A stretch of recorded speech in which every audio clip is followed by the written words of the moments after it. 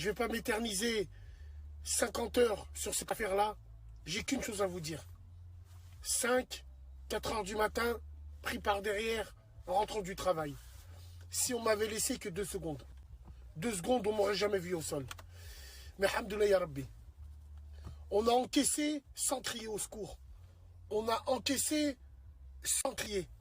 On a encaissé parce qu'on devait encaisser. Pour ne pas réveiller les gens au-dessus, pour ne pas réveiller les parents. Moi, je fais cette vidéo-là, je fais un petit bilan avec vous, pour bien que vous comprendrez les choses. Tout ce que j'ai fait, tout ce que je dis, je ne le regrette pas parce que ça vient du cœur. C'est des choses qui viennent du cœur. Ça vient du cœur, certes. Mais même si nos paroles sont vraies, c'est vrai que j'ai eu tendance à oublier certaines personnes. J'ai eu tendance à oublier que mes paroles, elles pouvaient blesser les gens dans l'intérieur. Aujourd'hui, beaucoup de gens disent « il aurait dû mourir, il a ce qu'il mérite, il a ci, ça, ça ». Je vous pardonne. La main sur le cœur, je vous pardonne. Parce que c'est votre folie, peut-être, qui vous dit ça. Mais qu'est-ce que tu me baragouines? Vous me connaissez depuis 2015, que vous m'aimiez ou pas. On a grandi ensemble, on a avancé ensemble sur Internet. Un jour, vous m'avez détesté. Yeah! Un jour, vous m'avez aimé. Qu'est-ce que tu me racontes? Un jour, vous m'avez ignoré. Mais vous le savez au fond de vous que je ne méritais pas ce genre de truc. Je méritais peut-être une bagarre, peut-être, mais je ne méritais pas une hagra pareille. Donc aujourd'hui, mesdames et messieurs, je fais cette vidéo surtout pas en position en tant que victime ou agresseur ou non. C'est juste un bilan que je fais avec vous, avec le cœur.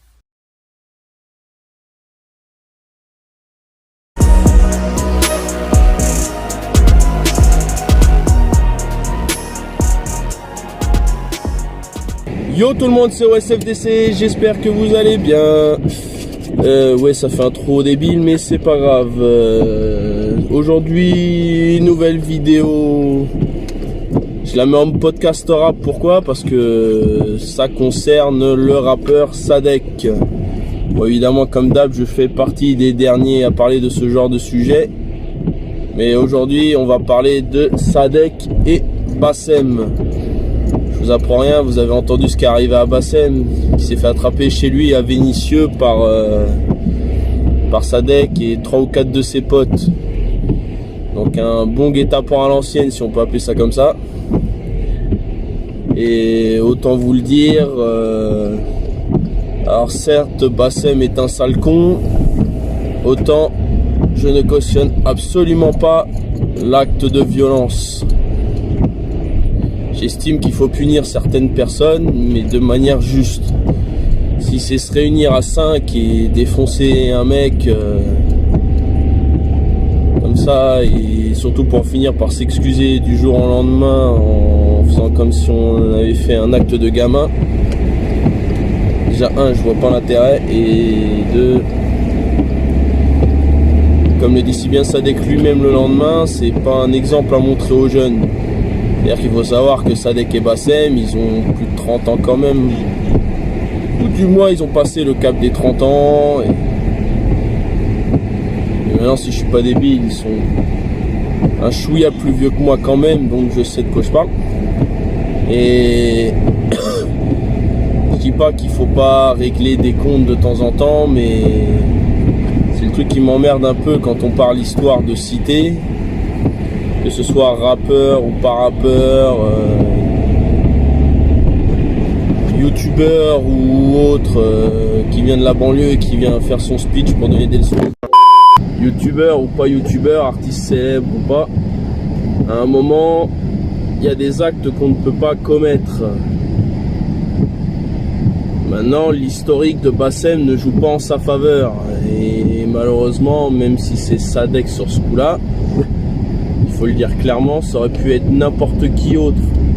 Pour ceux qui ont suivi l'actu de Bassem jusqu'ici, il s'est quand même retrouvé en tôle à plusieurs reprises, soit pour des mauvais discours, je crois qu'il y a eu des histoires de violence, mais bon, ça vous jugerez peut-être mieux que moi, pour ceux qui suivent un peu plus l'actu de Bassem.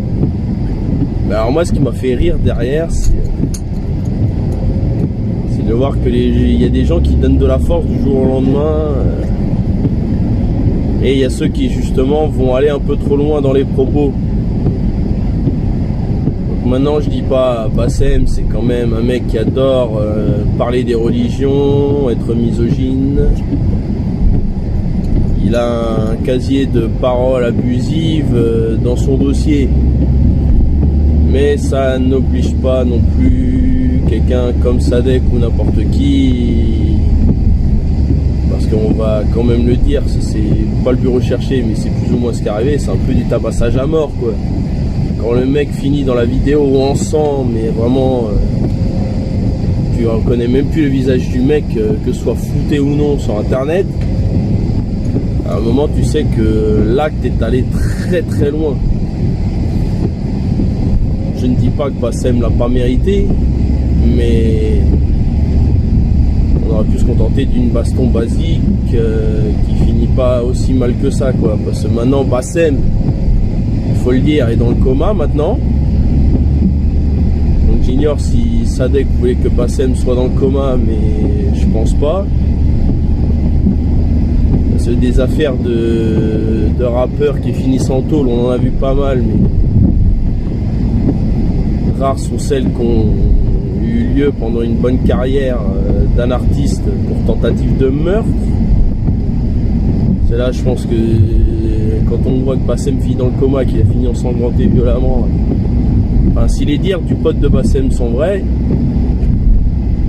là ils pourront pas dire qu'il n'y a pas de tentative de tabassage à mort quoi. Donc Sadek risque clairement des peines vachement lourdes. Mais disons la vérité quand même, je le dis, je le répète, parce que je l'ai dit tout à l'heure au début, à un moment quand on parle trop et qu'on veut jouer un peu trop les durs, il y a des gens qui vont réagir. C'est-à-dire que, et si on suit les faits de Sadek, il dit quand même qu'il a porté plainte à plusieurs reprises, parce que, donc à vous de me dire en commentaire si j'ai bien compris ou pas l'histoire, mais il y aurait des histoires de menaces, d'insultes, et sûrement de tentatives de guet-apens, je sais pas quoi. J'ai en fonction de ce que j'ai essayé de suivre à droite à gauche.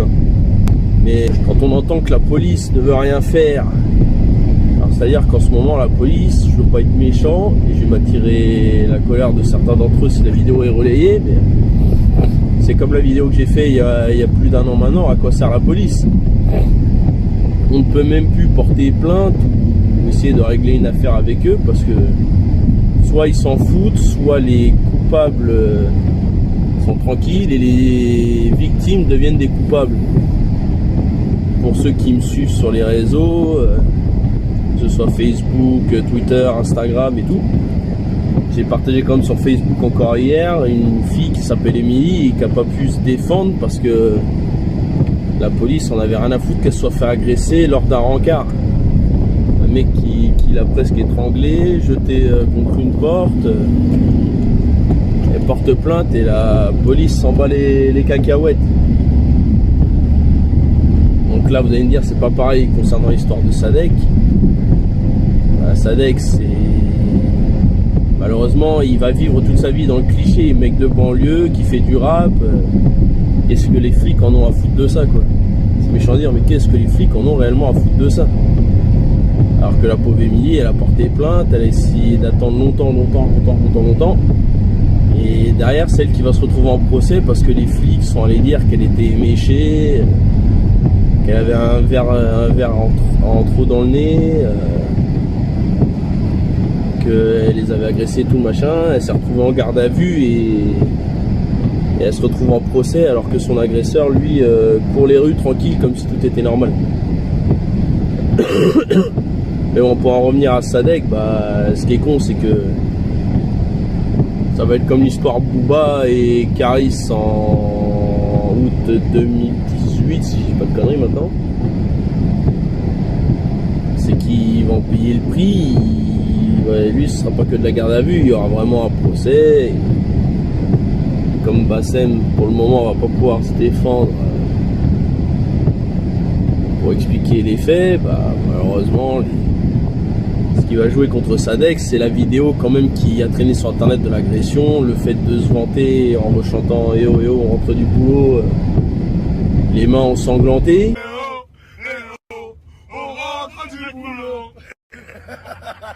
Non, je pense que c'est dommage.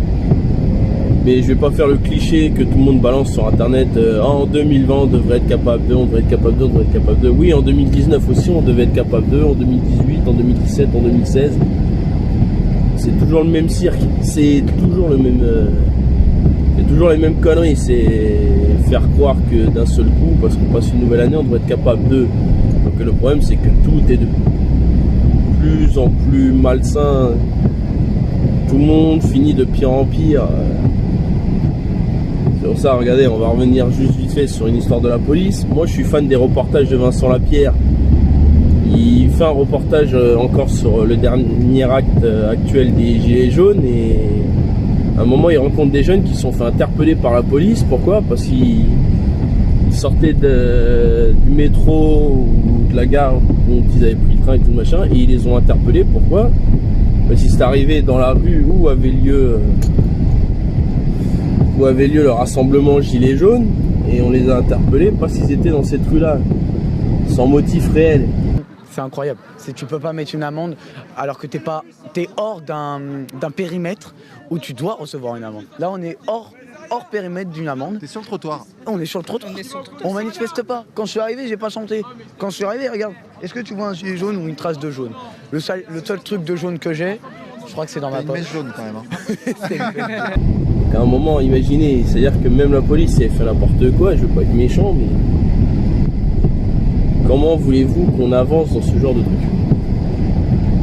Donc avant que quelqu'un s'imagine quelque chose, non, je ne mets pas obligatoirement la police en cause dans l'affaire Sadek. Dans l'affaire Sadek Bassem, je ne mets pas la police obligatoirement en cause. Mais il faut avouer quelque chose quand même, c'est que si la police faisait son travail, il y aurait quand même peut-être moins d'agression. Et je parle pas que à l'image de Sadek et Bassem. Je parle de toute agression en général. On n'aurait pas d'agression tout court et on aurait des histoires réglées à l'amiable si la police faisait son boulot. Ça c'est plus ou moins ce qu'on essaie de nous rappeler quand même dans cette affaire. C'est que la police n'a pas voulu faire son travail. Donc il a voulu rendre justice lui-même de la plus mauvaise façon, mais il l'a fait. Et c'est un peu un mauvais revers parce que de toute manière il fallait s'y attendre. Je répète, ça aurait pu être lui comme ça aurait pu être n'importe qui. Je parle en tant que spectateur qui a vu la chose comme tout le monde sur internet. C'est le reflet de la réalité. Parce qu'aujourd'hui on nous dit télé-réalité par-ci, télé-réalité par-là, sauf qu'on sait très bien que la télé-réalité, la vraie réalité, elle n'existe que sur internet malheureusement. Quand on nous parle des ch'tis et des machins comme ça, je veux pas être méchant, mais on sait très bien que ça n'a aucun rapport avec la réalité.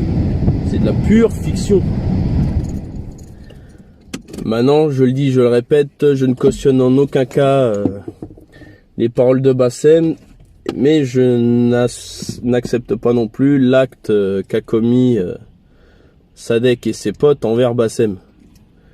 Donc maintenant à vous de juger, j'ai l'impression de ne pas avoir dit grand chose, mais je pense que ça me semble clair quand même. La violence ne résoudra jamais rien, donc soyez honnêtes, soyez francs dans vos commentaires, parce que... Regardez, je vais citer un dernier exemple, le dernier clash en date c'était Lacrim Sofiane. Lacrim est allé le voir chez lui au Blanc-Ménil, et tout s'est réglé quoi, ils ont parlé comme des bonhommes.